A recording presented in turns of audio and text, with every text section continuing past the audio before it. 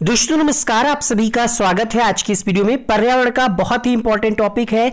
इससे आपकी परीक्षा में 2 या 3 प्रश्न जरूर पूछे जाएंगे, इसलिए वीडियो को शुरुआत से अंत तक देखिए। चैनल पे पहली बार आए हैं, सब्सक्राइब करने के साथ साथ बेल आइकन को ऑन कर लीजिएगा, क्योंकि यहां पर आपको live classes back to back मिलती रहती हैं।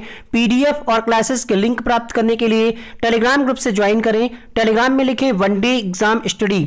जुड़ने का लिंक इस वीडियो के नीचे पहले कमेंट बॉक्स में मिल जाएगा। शुरू करते हैं। आज के इस वीडियो में आप जानेंगे राष्ट्रीय ध्वज के बारे में, राष्ट्रीय गान, राष्ट्रीय गीत, राष्ट्रीय चिन्ह के बारे में, राष्ट्रीय पंचांग, राष्ट्रीय पशु, राष्ट्रीय पुष्प, राष्ट्रीय पक्षी। बहुत अच्छे कंटेंट को यहां पर हमने कवर किया है। इससे आपकी परीक्षा में 2 या 3 प्रश्न जरूर मिलेगा। चलिए शुरू करते हैं। सबसे पहले यहां पर हम बात करेंगे कि आपकी परीक्षा में प्रश्न कैसे पूछा था। जैसे यहां पर राष्ट्रीय ध्वज के बारे में आप पढ़ेंगे तो प्रश्न पूछ लेगा कि भारतीय संविधान सभा ने राष्ट्रीय ध्वज को तिरंगा के रूप में कब अपनाया, तो 22 जुलाई 1947 को। आप सबको पता है कि नेशनल फ्लैग को हम तिरंगा के नाम से जानते हैं। भारतीय संविधान सभा के द्वारा 22 जुलाई 1947 को इसे राष्ट्रीय ध्वज के रूप में अपनाया गया। इससे पहले 14 अगस्त 1947 को संविधान सभा के अर्धरात्रिकालीन अधिवेशन में राष्ट्र को समर्पित किया गया। इस तिरंगे में 3 आड़ी पट्टियां हैं, यह आप सबको पता है। प्रश्न आपसे बनता है कि लंबाई एवं चौड़ाई का अनुपात क्या है। तो ध्यान रखिएगा, जब लंबाई कहे पहले तो 3:2 हो जाएगा, क्योंकि लंबाई कितनी है 3 और चौड़ाई कितनी है 2, तो 3:2। जस्ट इसी का अगर अपोजिट प्रश्न पूछ ले कि चौड़ाई एवं लंबाई का अनुपात, तो 2:3 लगाइएगा। यहां पर बच्चे कंफ्यूज हो जाते हैं, इसलिए प्रश्न को आप अच्छे से पढ़िएगा कि लंबाई पहले पूछ रहा है तो लंबाई अधिक है 3 लगा दीजिएगा, चौड़ाई पूछ रहा है चौड़ाई कम है तो 2:3 हो जाएगा। ठीक है। इसके बीच में क्या है, तो 24 तीलियों वाला अशोक चक्र है, जो देश को धर्म और ईमानदारी से उन्नति की ओर ले जाने की प्रेरणा देता है। ये 24 तीलियां प्रश्न पूछ सकता है कि झंडे में या भारतीय ध्वज में या तिरंगे में जो 24 तीलियां हैं किसका प्रतीक है, तो ये 24 घंटे का प्रतीक है। इसे सारनाथ स्थित अशोक स्तंभ से लिया गया। कहां से लिया गया है, सारनाथ स्थित अशोक स्तंभ से लिया गया है। इस ध्वज के सबसे ऊपर गहरा केसरिया रंग है, जो साहस एवं बलिदान का प्रतीक है। मध्य में सफेद, यहीं से आपसे प्रश्न बन सकता है कि जो केसरिया रंग है किसका प्रतीक है, साहस और बलिदान का प्रतीक है। मध्य में जो रंग है वो सफेद है, वो सत्य और शांति का प्रतीक है। हरा रंग जो है ये विकास, उर्वरता, विश्वास एवं शौर्य का प्रतीक माना जाता है। कूट बना करके भी प्रश्न पूछ सकता है कि कौन सा रंग किससे मिलता है, किसका अर्थ क्या निकल रहा है। ऐसे आपको 4 ऑप्शन दे देगा और आपको मिलाना होगा कि जो झंडे के कलर हैं, रंग हैं, उसमें से कौन सा रंग किसका प्रतीक है। ये आप यहां पर देख पा रहे होंगे। आगे बढ़ते हैं। यहां पर सबसे पहले 7 अगस्त 1906 को कोलकाता के पारसी बागान चौराहे पर हरा, पीला और लाल रंगों की आड़ी पट्टियों वाले तिरंगे ध्वज को राष्ट्रध्वज के रूप में फहराया गया। तो सबसे पहले कहां फहराया गया, कोलकाता के पारसी बागान चौराहे पर। इसके बाद 22 अगस्त 1907 को जर्मनी के शहर स्टुटगार्ट में इंटरनेशनल सोशलिस्ट कांग्रेस के सम्मेलन में मैडम कामा ने इसी ध्वज का कुछ परिवर्तित रूप फहराया। आजादी के बाद देश के बाहर विदेशी जमीन पर पहली बार ऑस्ट्रेलिया में आधिकारिक रूप से तिरंगे झंडे को फहराया गया। तो यह भी प्रश्न आपसे बन सकता है कि आजादी के बाद देश के पहले बाहर कहां, तो ऑस्ट्रेलिया में आधिकारिक रूप से इस झंडे को फहराया गया। 29 मई 1953 को पहली बार तिरंगा माउंट एवरेस्ट पर तेन सिंह नार्गे एवं सर एडमंड हिलेरी द्वारा फैलाया गया। ध्यान रखिएगा, माउंट एवरेस्ट पर किसने, तो 29 मई 1953 में। 1971 में अमेरिका के अपोलो 15 नामक अंतरिक्ष यान द्वारा भारत का राष्ट्रीय झंडा सबसे पहले अंतरिक्ष में फैलाया गया। बहुत इंपॉर्टेंट फैक्ट है, कोई भी एक प्रश्न यहां से बन सकता है।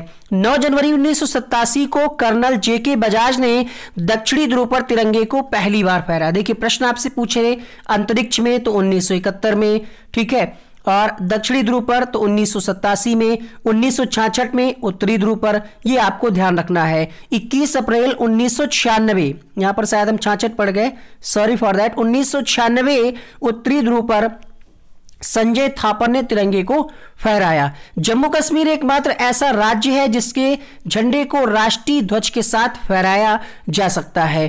5 अप्रैल 1984 को भारत के प्रथम अंतरिक्ष यात्री स्क्वाड्रन लीडर राकेश शर्मा तिरंगे को स्पेस सूट पर बैच के रूप में लगाकर अंतरिक्ष में पहुंचे। 15 नवंबर 2008 को भारत ने चांद पर भी, तो चांद पर कब? 2008 में। इस प्रकार चांद पर ध्वज फहराने वाला भारत विश्व का चौथा देश बन गया। इंपॉर्टेंट फैक्ट ध्यान रखिएगा कि चांद पर ध्वज फहराने वाला भारत जो है विश्व का चौथा देश बन गया। इससे पहले अमेरिका, रूस और यूरोपीय अंतरिक्ष एजेंसी ने अपने ध्वज वहां फहराए हैं। 26 जनवरी 2002 को ध्वज संहिता भारत का स्थान भारतीय ध्वज संहिता 2002 ने ले लिया है। इसकी व्यवस्था के अनुसार अब आम नागरिक अपनी निजी संस्थाओं, शिक्षण संस्थाओं में सम्मानित तरीके से साल के किसी भी दिन ध्वजारोहण कर सकते हैं। तो प्रश्न आपसे ये पूछा जा सकता है कि किस अधिनियम के तहत या फिर किस कानून के तहत कि जो है झंडा किसी भी संस्थान में कभी भी इसका ध्वजारोहण किया जा सकता है। तो इसको ध्यान रखिएगा, भारतीय ध्वज संहिता 2002 ऑप्शन में दे देगा। 2002, 2005, 2008, 1996। तो ध्यान रखना है आपको, ध्वज संहिता भारत का स्थान लिया भारतीय ध्वज संहिता 2002 ने। और इसी संहिता के तहत जैसे आप पढ़ते हैं ना आचार संहिता, तो रूल होते हैं उसके अंतर्गत, उसी तरीके से भारतीय ध्वज संहिता 2002 के अंतर्गत ये बात कही गई है कि आम नागरिक, निजी संस्था जैसे स्कूल, शिक्षण संस्था या बिजनेस में अगर कोई कंपनी या कुछ फैक्ट्री है तो वहां पर भी ये ध्वजारोहण कर सकते हैं। उम्मीद करते हैं ये टॉपिक आपको समझ में आ गया होगा। परेशान हो रहे थे ईवीएस कौन कहां से क्या पढ़ना है, तो हम आपको ईवीएस इसी तरीके से टॉपिक वाइज कवर कराएंगे। बट क्या करते हैं, मेहनत ज़्यादा करते हैं, उस हिसाब से जब रिस्पॉन्स हमें नहीं मिलता है, यानी लाइक और कॉमेंट और व्यूज़ नहीं आते हैं, तो फिर क्या है, सोचते हैं कि क्वेश्चन ही कराया जाए। क्वेश्चन में आप लोगों का भी इंटरेस्ट बना रहता है। तो आप लोग कॉमेंट करके बताइएगा कि ऐसे वीडियोस और अपलोड किए जाएं या फिर नहीं, और इस वीडियो को ज़्यादा से ज़्यादा शेयर करिएगा। राष्ट्रीय गान आपके सामने लिखा हुआ है। अब यहाँ पर हम बात करते हैं कि इसको लिखा किसने। तो राष्ट्रीय गान जनगण मन की रचना रविंद्रनाथ टैगोर ने की थी। किस भाषा में? बांग्ला भाषा में। संविधान सभा ने इसको कब अंगीकृत किया, यह प्रश्न पूछा जा सकता है। 24 जनवरी 1950 को संविधान सभा द्वारा इसको अंगीकृत किया गया। सबसे पहले कलकत्ता के राष्ट्रीय अधिवेशन में इसको 27 दिसंबर 1911 को गाया गया। ये गान सर्वप्रथम 1912 में तत्वबोधिनी नामक पत्रिका में भारत भाग्य विधाता, तो शीर्षक क्या था जब छपा था ये? भारत भाग्य विधाता। किस पत्रिका में? तत्वबोधिनी में। कब छपा था? 1912 में। गाया कब गया? सबसे पहले कांग्रेस के कलकत्ता अधिवेशन में 1911 में। राष्ट्रगान में 13 पंक्तियां हैं, ध्यान रखिएगा। 52 सेकंड का समय लगता है गाने में।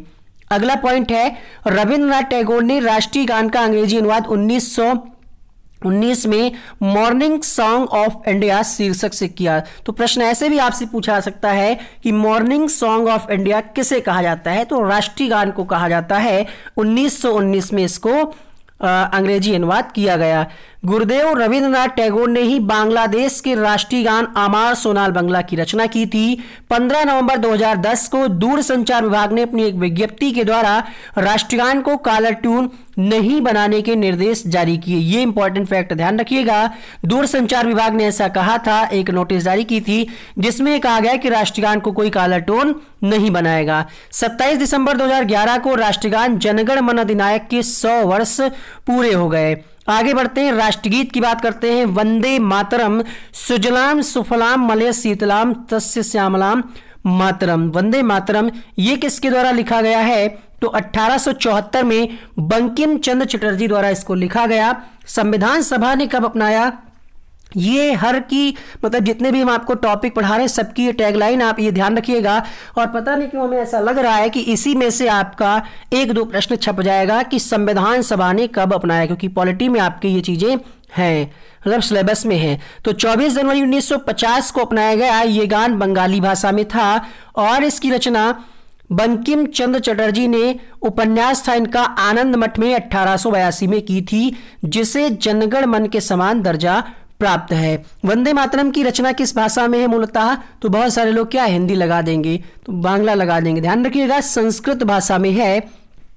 गाया कब गया सबसे पहले? 1896 में भारतीय राष्ट्रीय कांग्रेस के कलकत्ता अधिवेशन में गाया गया। इस राष्ट्रीय गीत को गाने में कुल कितना समय लगता है? 1 मिनट 5 सेकंड लगता है। अब इसको आप मान लिया ऑप्शन में मिनट ना दे तो आप ध्यान रखिएगा भाई 65 सेकंड यहां पर हो जाएगा। इस राष्ट्रीय गीत की धुन किसने तैयार की है? तो पन्ना लाल घोष ने तैयार की है। वंदे मातरम का अंग्रेजी अनुवाद सर्वप्रथम अरविंद घोष ने किया। किसने किया? अरविंद घोष ने किया। इसका उर्दू अनुवाद किसने किया? आरिफ मोहम्मद। दोनों इंपॉर्टेंट फैक्ट हैं। सर्वप्रथम 1927 में फांसी के फंदे पर झूलते हुए वंदे मातरम गाने वाले अशफाक उल्लाह खां थे। 1949 में मास्टर कृष्ण राव ने राष्ट्रीय गीत को बैंड पर बजाने की धुन बनाई थी, जिसके निर्देशन में मास्टर गणपति सिंह ने पहली बार इसे बजाया था। यहां से आपके प्रश्न कौन कौन से बन सकते हैं? सबसे पहला प्रश्न बन सकता है कि अंग्रेजी अनुवाद, दूसरा प्रश्न बन सकता है उर्दू अनुवाद, ठीक है, और फांसी के फंदे पर झूलते हुए वंदे मातरम गाने वाले अशफाक उल्लाह खां थे, ठीक है। ये प्रश्न आपकी परीक्षा में डायरेक्ट छपते हैं। राष्ट्रीय चिन्ह की बात करें तो ये आपका अशोक स्तंभ है। ये भी आपने भारत सरकार ने 26 जनवरी 1950 को सारनाथ में स्थित अशोक स्तंभ को राष्ट्रीय चिन्ह के रूप में स्वीकार किया। कब? 26 जनवरी 1950 को स्वीकार किया। अशोक स्तंभ में 4 सिंह एक दूसरे की पीठ की तरफ किए हुए खड़े हैं। ये आप देख सकते हैं 4 सिंह है। प्रश्न पूछ सकता है कि कितने हैं, तो यहाँ पर 3 ही दिख रहे हैं, एक पीछे है, तो यहाँ पर 4 ध्यान रखिएगा। इनकी संख्या कितनी है? 4, ठीक है, ध्यान रखिएगा। एक दूसरे की पीठ तरफ किए हुए खड़े हुए हैं, ठीक है। अशोक स्तंभ के नीचे की ओर अंकित पट्टी के नीचे एक चक्र तथा दाईं ओर एक सांड और बाईं ओर एक घोड़ा। सारे प्रश्न यहां से बन सकते हैं, आप इसको हल्के में मत लीजिएगा, ठीक है। प्रश्न बन सकता है कि दाईं ओर किसका चित्र है? सांड का। बाईं ओर किसका? तो घोड़े का, ठीक है, ये ध्यान रखिएगा। और अशोक स्तंभ में नीचे की ओर लिखा हुआ सत्यमेव जयते किस लिपि में? देवनागरी लिपि में लिखा हुआ है, और इसको लिया गया है मुंडकोपनिषद से लिया गया है। इसका मतलब होता है, सत्यमेव जयते का मतलब होता है सत्य की ही विजय होती है। राष्ट्रीय चिन्ह में दर्शाए गए पशुओं में घोड़ा अदम्य शक्ति, परिश्रम एवं गतिशीलता का द्योतक है। प्रश्न यहां से भी बन सकता है कि जो घोड़ा है क्यों दर्शाया गया, किस बात का प्रतीक है? तो अदम्य शक्ति, परिश्रम एवं गतिशीलता का द्योतक है, ठीक है। और जो सिंह है वो साहस और एवं निर्भीकता का प्रतीक है कि डरना नहीं, हमें साहस होना चाहिए हमारे अंदर, इस बात का प्रतीक है। राष्ट्रीय चिन्ह में दर्शाए गए पशुओं में सांड भारत की कृषि प्रधान अर्थव्यवस्था। कितनी अच्छी बात है यहाँ पर कि कृषि प्रधान को यहाँ पे दर्शाया गया, साहस को और परिश्रम को। तो ये इंपॉर्टेंट पॉइंट है। आगे बढ़ते हैं हम। आपको खुद ही लग रहा होगा कि कहीं पर भी वीडियो स्किप करने वाला नहीं है, हर एक पॉइंट आपके मतलब का है। चलिए राष्ट्रीय पंचांग की बात करते हैं। तो ये कब अपनाया गया? 22 मार्च 1957 को राष्ट्रीय पंचांग को अपनाया गया। ग्रिगोरियन कैलेंडर के अलावा भारतीय राष्ट्रीय पंचांग शक संवत पर आधारित है। किस पर? शक संवत। पहला महीना कौन सा? ये भी प्रश्न यूपी टेट में किसी परीक्षा में पूछा, मतलब किसी ईयर में पूछा गया है। पहला महीना है चैत्र, ठीक है, और अंतिम महीना क्या है? फागुन। आजकल की जो जनरेशन है इसमें हम आप सब आ जाते हैं। बहुत सारे लोग जानते होंगे नो डाउट, बट बहुत सारे लोग कंफ्यूज आते हैं। चैत, आषाढ़, सावन, भादौ, फागुन क्या होता है? तो चैत जो है ये पहला महीना है और फागुन अंतिम महीना है। 22 मार्च की तारीख से आरंभ होता है ये ग्रिगोरियन कैलेंडर के, ठीक है। राष्ट्रीय पंचांग में कितने? 12 माह होते हैं। चैत से शुरुआत हो जाती है। चैत, वैशाख, ज्येष्ठ, आषाढ़, सावन, भादौ, आश्विन, कार्तिक, अग्रहायण, पौष यानी पूष कहा जाता है, माघशीस, फागुन। शक संवत की शुरुआत कब हुई थी? 78 ईस्वी में शक संवत की शुरुआत हुई थी, जिसे कुषाण वंशी शासक कनिष्क ने प्रारंभ किया था।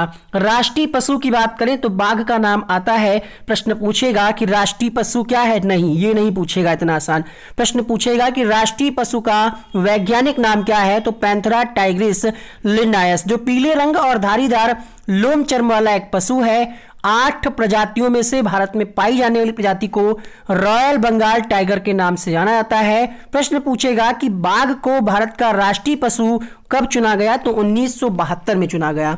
इसको अपनी शालीनता, दृढ़ता, फुर्ती और अपार शक्ति के कारण राष्ट्रीय पशु कहलाने का गौरव हासिल हुआ है।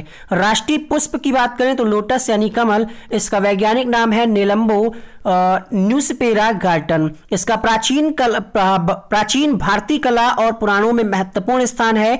प्राचीन काल से ही इसे भारतीय संस्कृति का मांगलिक प्रतीक माना जाता रहा है। इसका विवरण विष्णु पुराण तथा पद्म पुराण में मिलता है। ब्रह्मा, सरस्वती, लक्ष्मी इन देवी देवताओं की स्थिति कमल में ही है। 3 राज्यों का ये राज्य पुष्प भी है, हरियाणा, जम्मू कश्मीर, कर्नाटक।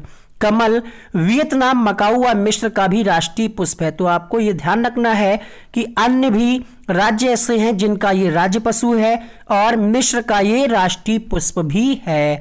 राष्ट्रीय पक्षी की बात करें तो पीकॉक यानी मोर, इसका वैज्ञानिक नाम है पावो क्रिस्टेसस। इसको राष्ट्रीय पक्षी कब घोषित किया भारत सरकार ने? 1963 में। कब? 1963 में। हंस के आकार के इस रंग बिरंगे पक्षी की गर्दन लंबी, आंख के नीचे सफेद निशान और सिर पर पंख के आकार की कलंगी होती है। मादा मयूर का रंग भूरा होता है। मादा मयूर की अपेक्षा नर मयूर अत्यधिक सुंदर होता है। नर मयूर अपने पंखों को फैलाकर नृत्य से बड़ा ही आकर्षक दृश्य पैदा करता है। अब यहां से प्रश्न जो है पूछे जाएंगे कि भारतीय वन्य प्रणाली अधिनियम 1972 के अनुसार इसे पूर्ण संरक्षण प्राप्त है। सिकंदर महान मोर की सुंदरता से प्रभावित होकर के 331 ईसा पूर्व भारत विजय की निशानी के रूप में इसे अपने साथ ले गया था। भारत से पूर्व म्यांमार भी मयूर को राष्ट्रीय पक्षी घोषित कर चुका है। 1963 में मोर को राष्ट्रीय पक्षी की मान्यता के बाद इसे मारना कानूनन अपराध घोषित किया गया। भारतीय पुराण के अनुसार मोर सुब्रमण्यम का वाहन है। अब हम बात करते हैं यहां पर राष्ट्रीय वृक्ष यानी बनियान ट्री। भारत का राष्ट्रीय वृक्ष बरगद है। इसका वैज्ञानिक नाम है फाइकस बेंगालिसिस। ठीक है, बेंगालिसिस। यह एक बहुवर्षीय विशाल घला एवं फैला हुआ वृक्ष होता है। यह हिंदुओं का पवित्र वृक्ष भी है। इसकी शाखाएं दूर दूर तक कई एकड़ में फैली होती हैं। आपको पता ही है, आपने इसको सीटेट में भी बहुत अच्छे से पढ़ा होगा। जनवरी से मार्च तक का समय बरगद का पुष्पकाल है। बरगद जितनी गहरी जड़ें किसी और वृक्ष की नहीं होती। ये वृक्ष रात में भी ऑक्सीजन छोड़ता है। राष्ट्रीय फल यहाँ पर है मैग्नीफेरा इंडिका अर्थात आम। भारत में आम पहाड़ी क्षेत्रों को छोड़कर लगभग सभी स्थानों पर पैदा होता है। भारत में आम की अनेक किस्में पाई जाती हैं। भारत में आम की बहुत सारी किस्में पाई जाती हैं। लंगड़ा, देसी, दशहरी, अजीब प्रकार के नाम होते हैं।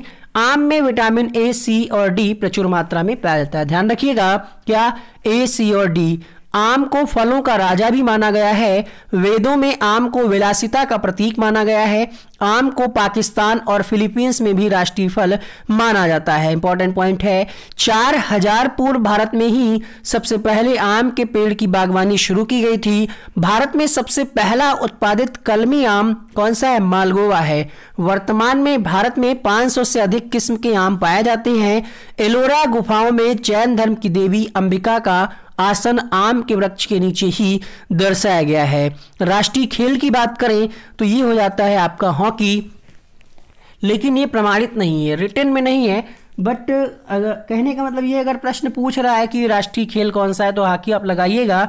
लेकिन अगर आप कहीं पे सर्च करेंगे, इसको सरकार ने अभी मान्यता नहीं दी है।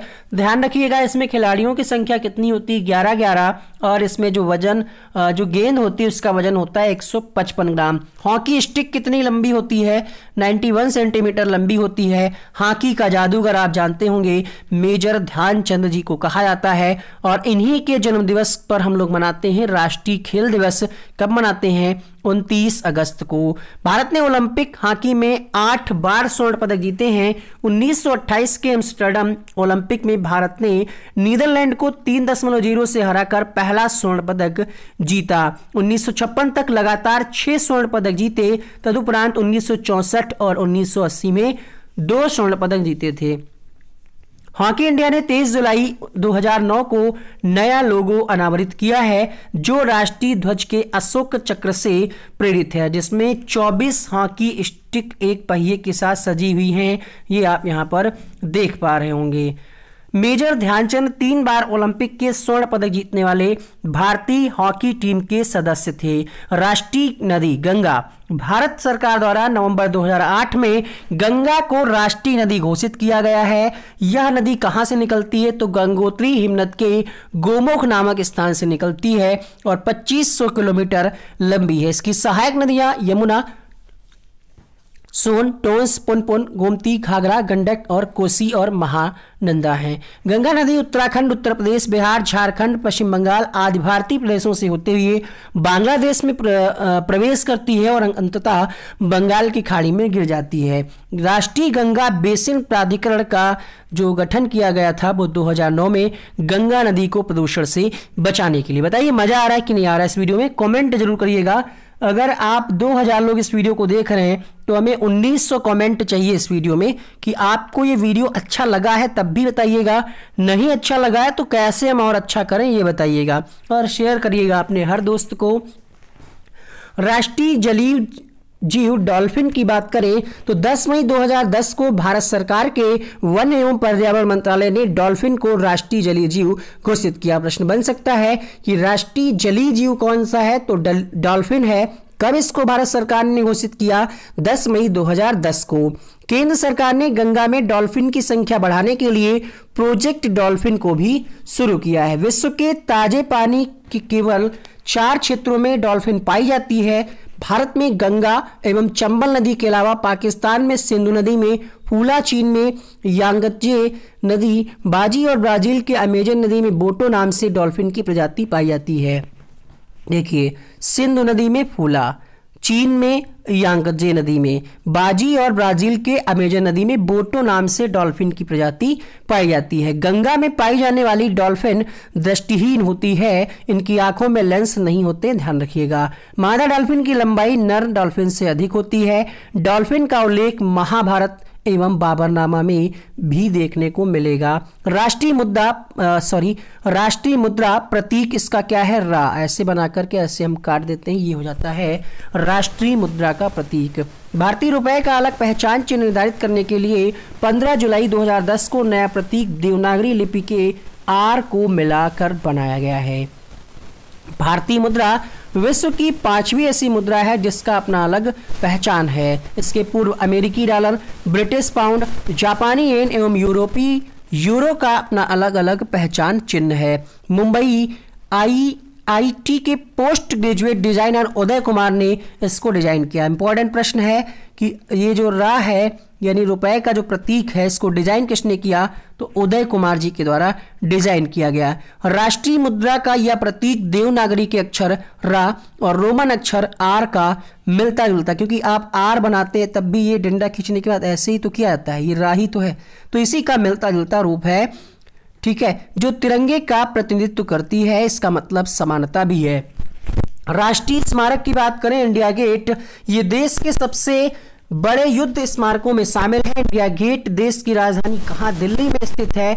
90,000 सैनिकों की याद में 1931 में इसको बना करके तैयार किया गया, जो प्रथम विश्व युद्ध और अफगान युद्ध में ब्रिटिश सेना की तरफ से लड़े थे। 10 फरवरी 1921 को ड्यूक ऑफ कनाट ने अखिल भारतीय युद्ध स्मारक जो इंडिया गेट कहलाता है इसकी नींव डाली थी। इंडिया गेट का डिजाइन सर एडविन लुटियंस ने तैयार किया था।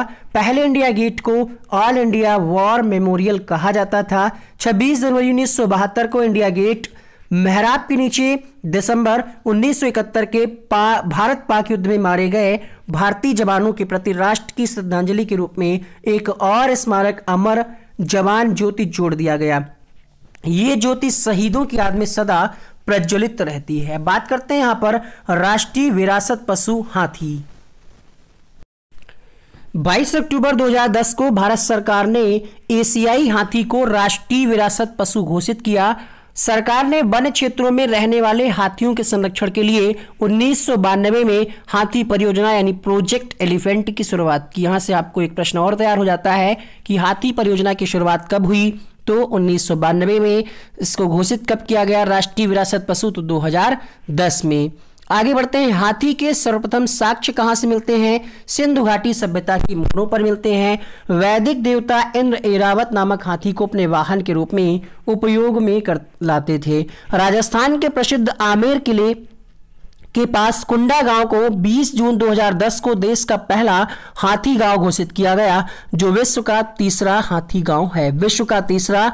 और कुंडा गांव को 20 जून 2010 को देश का पहला हाथी गांव घोषित किया गया, जयपुर के पास यानी राजस्थान राज्य में है ये। अब आपके लिए कुछ काम रहेगा होमवर्क का। यहां पर आपको कमेंट करके बताना है राष्ट्रीय लिपि, राष्ट्रीय पर्व क्या है, राष्ट्रीय दस्तावेज क्या है, राष्ट्रीय योजना, राष्ट्रीय मंत्र, राष्ट्रीयता, राष्ट्रीय वाक्य, इसमें से जो भी आपको पता है वो आप कमेंट करके बताइएगा। जो आपको नहीं पता है उसका एक अलग से वीडियो बनाएंगे, जो हमारे सेकेंडरी चैनल वनडे एग्जाम 2.0 पर आपको देखने को मिल जाएगा। यहां पर उस चैनल का लोगो हमने लगा दिया है, क्लिक करके सब्सक्राइब कर लीजिएगा। इन प्रश्नों के उत्तर आपको इस चैनल पे देखने को मिल जाएंगे। जो लोग पहले से सब्सक्राइब कर रखे हैं बहुत अच्छी बात है। तो उम्मीद करते हैं ये लगभग 17-18 स्लाइड में आपने बहुत इंपॉर्टेंट फैक्ट को कवर कर लिया है। अगले वीडियो के लिए कमेंट करें और चैनल को सब्सक्राइब करके बेल आइकन को ऑन करके रखिएगा। आपको आपकी परीक्षा के लिए बहुत बहुत शुभकामनाएं। Wish you all the very best. Thank you so much इस वीडियो को एंड तक देखने के लिए।